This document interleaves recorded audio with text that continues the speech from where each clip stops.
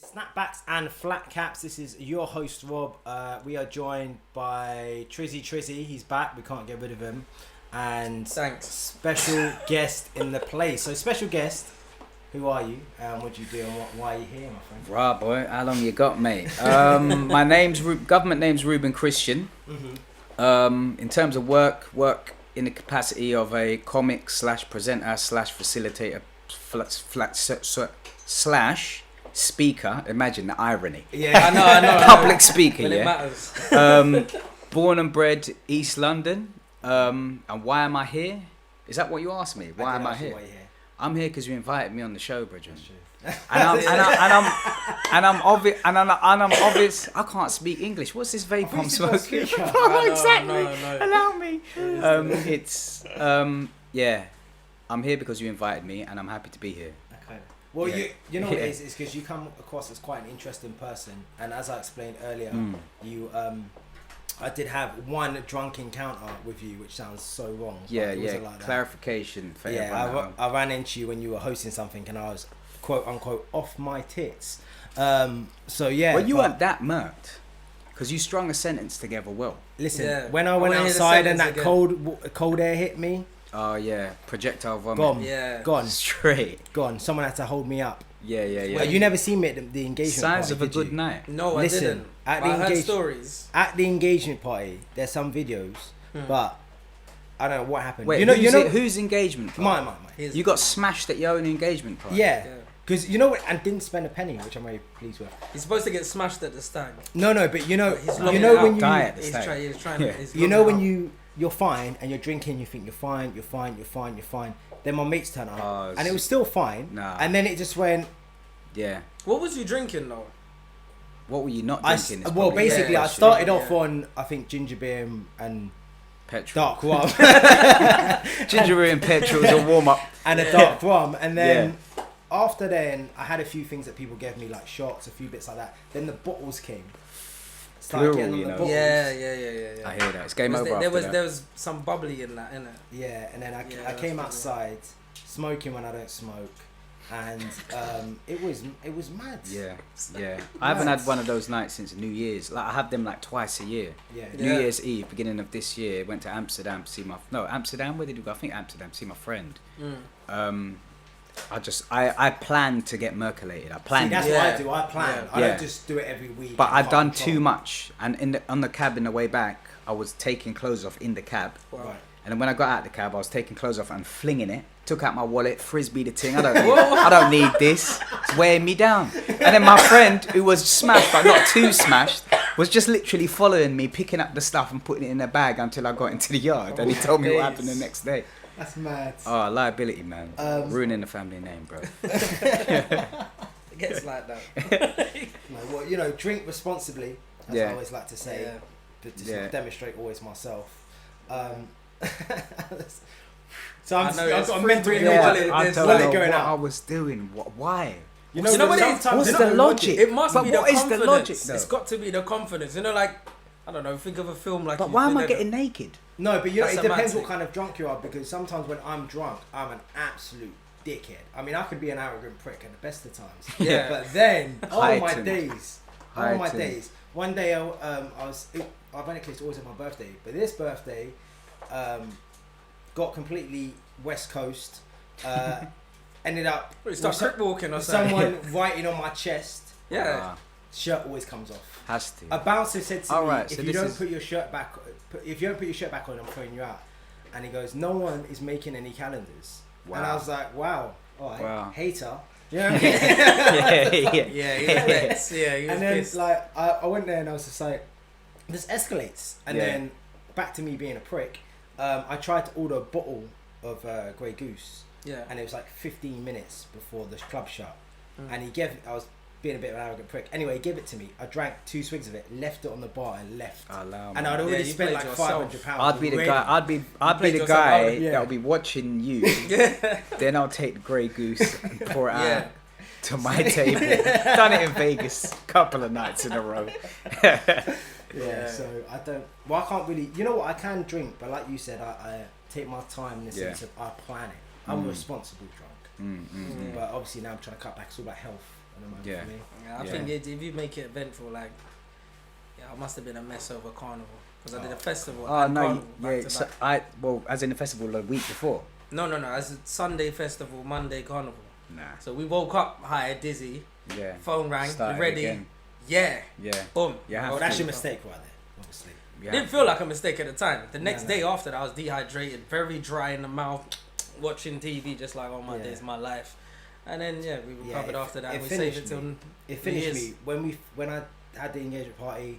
It finished me. I felt my age when I woke up, and I was just in pain. But you know what? I just laid in my own kind of despair all afternoon, and then I got. Did you feel sorry for yourself? You had a mad blow, innit? No, I had my missus looking after me and stuff, so that was quite good. Yeah, it's good for some, innit? Yeah, so retirement life, man. Retirement life. Get on it, man. Get on it. Get on this retirement life, man.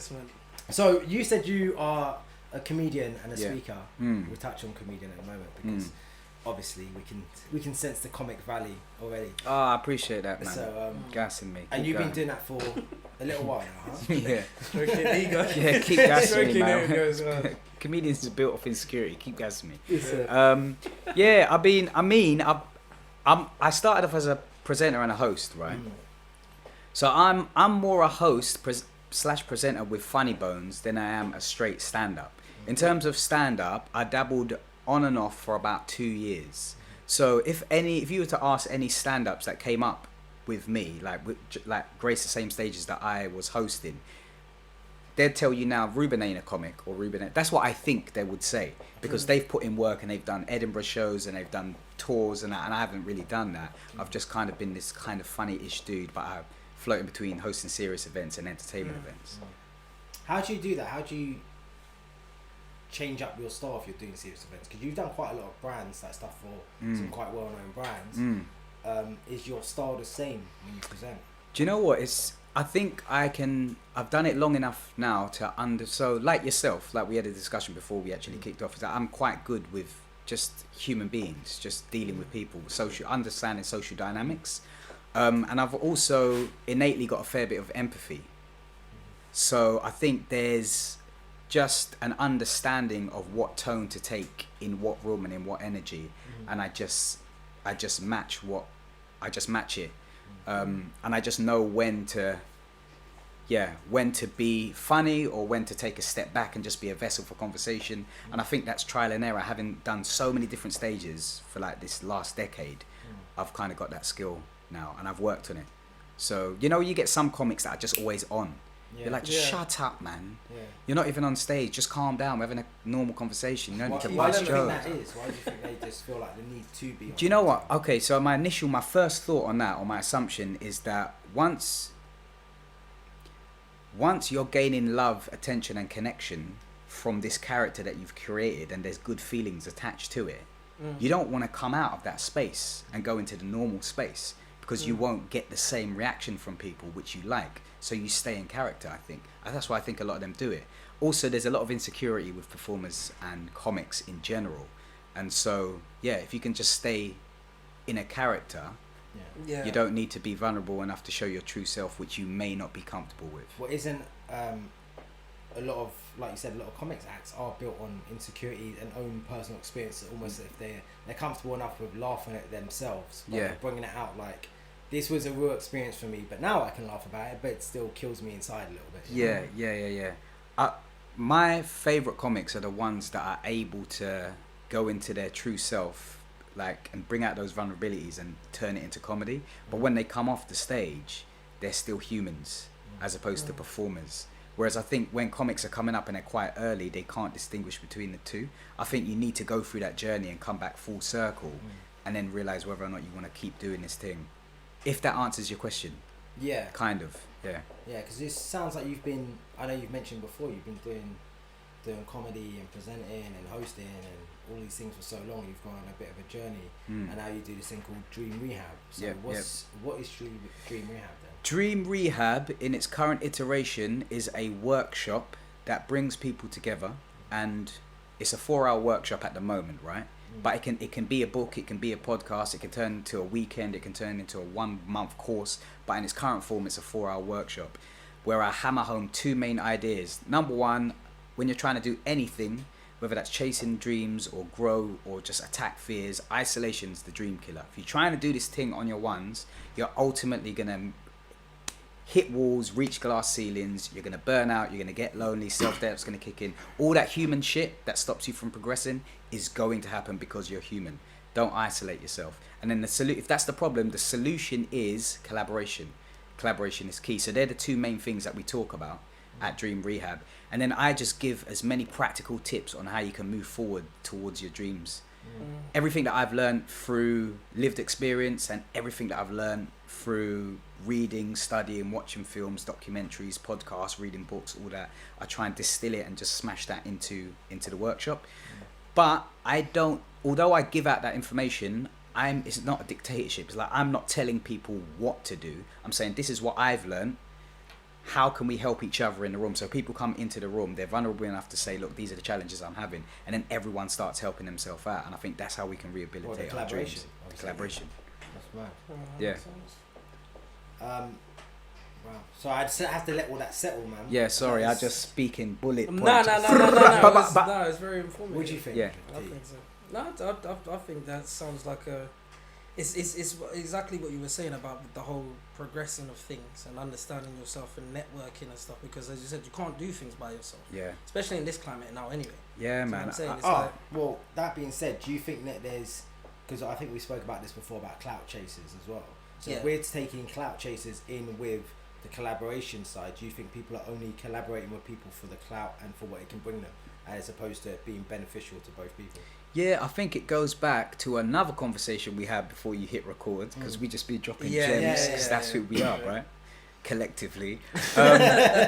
It's that, I think, for the most part, everyone's after something, like you said. Do you know what I mean? So when we do collaborate, we're helping you, but you're also helping me, so we are both gaining. Yeah. I think there are, the people that say, I just want to help, I question it. I'm a bit skeptical about it, because you're still gaining an increased sense of self, or your altruistic box is getting ticked, or you're feeling that you're contributing. So you're still gaining positive feelings from helping other people. Do you know what I mean? You're never not gaining. Yeah, because we spoke about this a little bit before, and we were saying about it's the feeling of being appreciated and the feeling of being needed, I imagine, as well, then, right?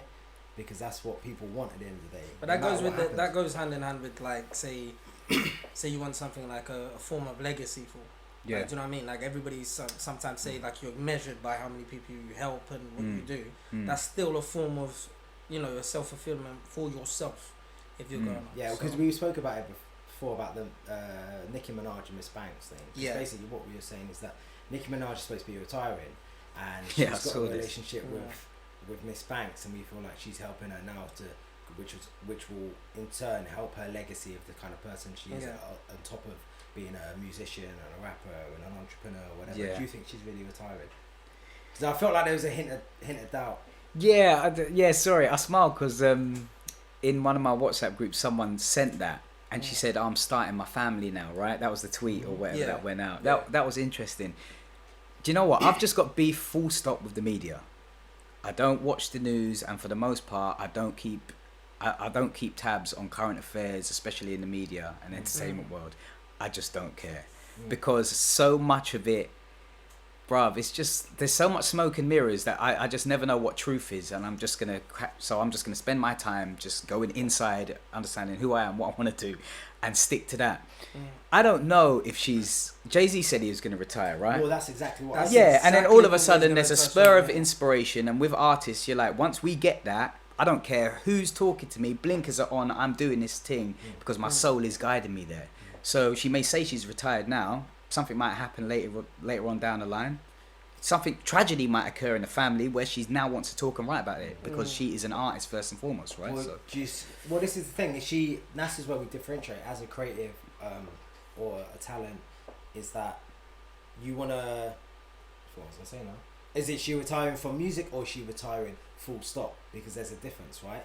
Because retiring from music is one thing, but her still being present in the public eye, that's obviously not retirement, is it? No. Now, whatever you decide to do. But as we just said, and we touched on the Jay-Z thing, if you put it in a context of, like, everyone's artwork becomes triple its value when either the artist dies, but they say like, I'm not touching it no more.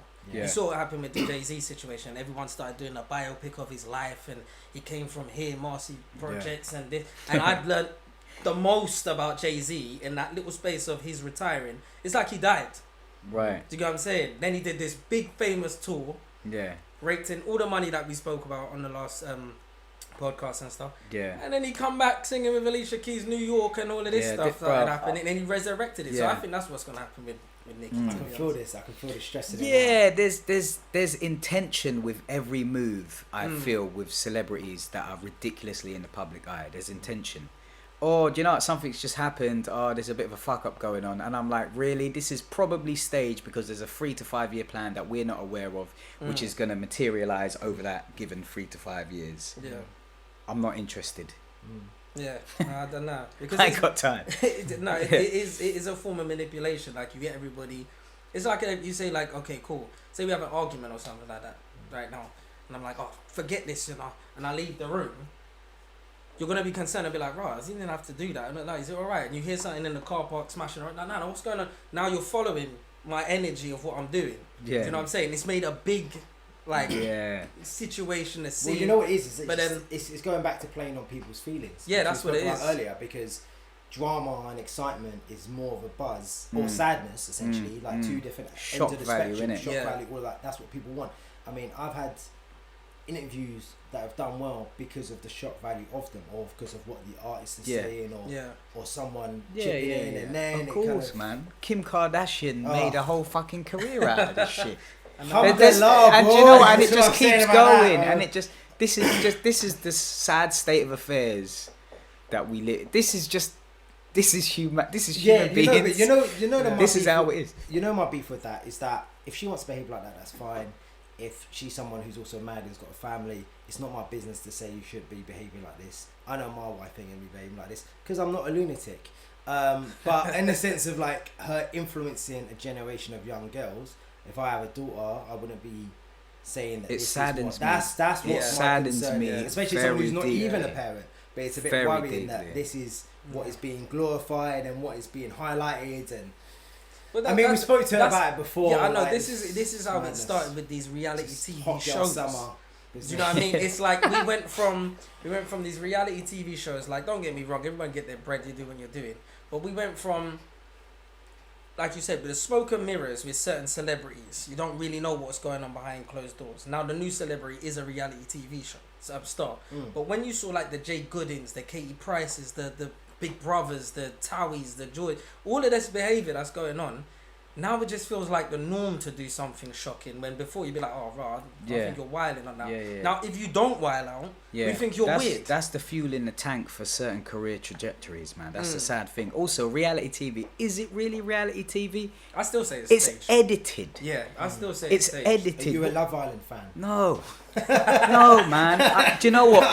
No, man. But that Love Island, I'll be on there I've next year. I've got really close friends that are really well read, that are book intelligent as well as emotionally intelligent, and they are locked into Love Island, right? Yeah. He's talking about me, you know. For real. Yeah. And so a part of me is like, because I always like to give benefit of the doubt, so a part of me is like, you know what, maybe I should have watched more than 2 episodes for me to actually have a fair judgment or opinion on this thing, but I haven't. I've watched 2 episodes and I just got an inkling of what I believed it was about. Then I learned that everyone on there needs therapists. Why would everyone on this show need therapists? Oh, before they go in. Yeah, because they know they're about to fuck people up emotionally, and I just think it's horrible. I think there can be some lessons in it within the narratives, but I think overall the people that run TV are some of the most intelligent people in our society, and they know exactly how to manipulate people. And people on the other end that are watching, if they don't have a certain amount of self-knowledge, self-awareness, and understand realities of how social fucking climates work, it's going to affect them because their minds are malleable and they're going to go into all sorts of fuckery directions, and it's just going to breed problems upon problems and problems, which I just don't think's helpful. But sometimes I think the majority of the audience like to be lied to. Like, they like to think. Yeah. So No doubt. If believing the lie is... Yeah. Well, you can get lost in the lie. It's not even just believing the lie. You can get lost in the lie. I think, you know, like you're watching, like it becomes truth. The Love Island. Yeah. You sit down, you're watching these people day to day. there, you become attached to somebody there because, I don't know, maybe my man might do something that's similar to what you would have done if you was in the situation. Now you're going on from Monday to Friday, Sunday, oh my days. Now, if that was me, are you mad? You're picking up the phone to your brethrens now, you're talking about the same. Now you're lost in it. You're barreling, you're rolling. And, you know, next thing you know, the ratings are gone up. Next thing you know, you're voting. You're sending the text in, basically. Yeah, £2.50 or whatever it is. I think with lying and the truth and stuff like that, I think, speaking subjectively and just in my experience, the issue with lying to people is the fact that you're taking away the knowledge from them to make an informed decision. If I tell you a lie, it's already filtered towards me anyway. But if I tell you the truth, your actions are going to be on what happens after you have that truth. And I've been in situations where I've told lies and I've told the truth. When I've told the truth, I've felt guilt-free because I know that I've told you now, so what you do next is 100% your intention. Do you know what? I agree with you, and I near enough live by that. I'm currently reading a book by Esther Perel, who's a relationship therapist. She's a fucking G. This book is called State of Affairs, and it's rethinking relationships through the lens of infidelity. Rethinking infidelity. So basically, she's talking about America and affairs, and then she goes deep into why people cheat. And all this, it's honestly one of the best. She is my go-to when it comes to relationship advice in this current landscape, right? And I'm just on a chapter about, like basically it's covering the idea of should you always tell the truth in a certain scenario, because one, the truth can liberate you if you've been holding it for so long and it's been burdening your soul. But two, if you give that certain information to someone, there's a whole paradigm shift, which leads to a whole heap of cognitive dissonance and absolute psychological pain for someone else. Do you want to make that? Do you want to put them into that position? And sometimes you just got to weigh it up. It's the first time I ever thought about lying in that way. I understand why he's saying that, because previously, not now, I've lied because I thought I'm protecting the other person. Right. What's to say that I'm protecting the other person? My own subjective your view. Moral judgment on it, right, and not theirs. So I'm thinking on behalf of them when that's wrong to do, essentially, right? It's selfish. And that's that. Well, basically, for use of a better word, it's selfish. So, but I tell you something, lying or telling the truth, I still sleep. But I think can you? You sick fuck. Yeah. You need therapy. No, but to be fair, just got engaged, yeah. When you're telling, actually, I'm glad you brought that, because I tell you something, right? I did used to tell a few porkies here and there, but I feel like one of the main things that I respect and love about my fiance is the fact that me telling the truth to her is complete. I mean, to be honest, if I'm honest with you, she's probably one of the very few women I tell the truth to. Yes, and I can imagine I've been in this game a long time. I'm out of the game now, just to clarify. Yeah. Do you know what? Again, this is borrowed from Esther Perel as well. Was it Brené Brown? One of those two women. I can imagine that your fiance has earned your vulnerability, and that comes over a long period of time. Not everyone gets that from us. People need to earn that shit. I agree. Everything. It's just the same way certain people feel about trust, respect, and all the rest of it. But I always say to like a friend of a friend, I always say to them, look, you can't behave one way and expect someone to treat you another. No. If you don't want to be treated like shit, don't let yourself be treated like shit by that person. Because they will, because people innately will just, especially men to women relationships, if they know they can push the line, they will. Yeah, and sometimes unconsciously. Yeah. No, sometimes I do it consciously. So. Oh, really? Like, I know, not now. You're not painting the greatest picture of yourself. No, but you know what it is? Not now, there's a lot of not now. I've come a long way from how I used to behave, and I'm never gonna... There's only so much I can do. So if someone was to take a shot at me about my past, I'd be like, yeah, I did that. Because at the time, I thought that was the right thing to do for me in that situation. It's that, man. I can't, what else can I do? It's in the past, I'm not trying to deny it to say that, no, I shouldn't have done it. Oh, no, that was fine. I admit that looking back and looking subjectively, that's wrong. And I shouldn't have done that. But at the time, I felt, I justified it to myself by these reasons and the rest of it. That's such an interesting debate, man. Like people making moral and value judgments in the present moment in regard to something someone done in the past. Because what you were saying is that for the most part we make judgments in regard to our current level of awareness. Yeah. Currently. Yeah. So then as you grow older, wisdom kicks in, your level of awareness changes, and you can look 100%. at something totally and just not be the same.